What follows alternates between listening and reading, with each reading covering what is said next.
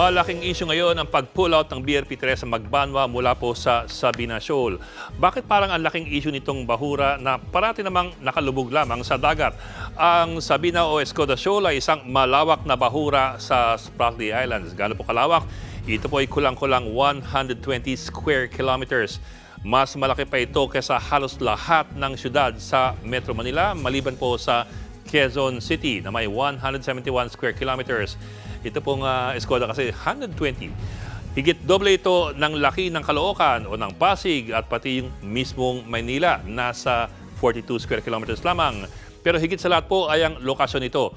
Nasa 75 nautical miles lamang po ito mula po sa probinsya ng Palawan. Pasok na sa ating 200 nautical mile exclusive economic zone o EEZ.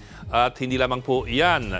Yan din ang tinatawag nating gateway o daanan na mga resupply vessels natin para sa BRP Sierra Madre. Ito po yung Sierra Madre sa Ayungin Shoal. Ito po yung Escoda Shoal. Ito po yung madalas na rota ng ating mga resupply missions. Okay, so ito pong Sierra Madre nasa bandang kanluran lamang ng Sabina Shoal.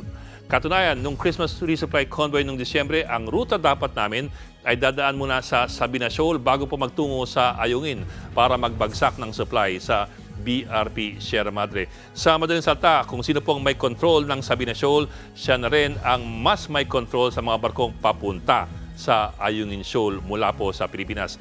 Kaya po importante itong bahura na ito. Ngayon, sa nakaraang mga buwan, pilit pinapaalis ng China Coast Guard and Militia ang BRP Teresa Magbanwa na nakaposte po sa Sabina Shoal. Ang git nga kasi ng China, siya ang nagmamayari ng buong Spratly Island Group kahit yung mga lugar na pasok sa ating EEZ gaya po ng Sabina at ng Ayungin Shoal. Bakit nakaposte ang Magbanwa sa Sabina Shoal? Dahil sa mga ulat nga na merong pasimulang reclamation activities ang China sa Escoda Shoal na kung magtuloy-tuloy ay maaring maging panibagong artificial island ng China. Kung tutuusin kasi, ayon po sa UNCLOS, ang Pilipinas lamang ang may karapatang magtayo ng artificial islands and outposts sa loob ng ating EEZ. Ang Teresa Magbanwa po, take note, ang pinakamalaki nating Coast Guard vessel. 92 meters po ang haba nito o mga 300 feet ang haba. Gawa ng Japan Shipbuilding at kinumisyon lamang nitong 2022. 2 taon lamang po. Pero noong August 31, ilang beses po itong binunggo ng China Coast Guard para paalisin. Katunayan, nagtamo po ito ng ilang punit sa kanyang kaha. Tapos, ang mga resupply missions din para sa crew ng Magbanwa ay pilit hinaharangan ng China Coast Guard para po hindi ito makatagal doon sa lugar. May isang punto nga na higit 200 barko ng China ang nakapalibot sa lugar.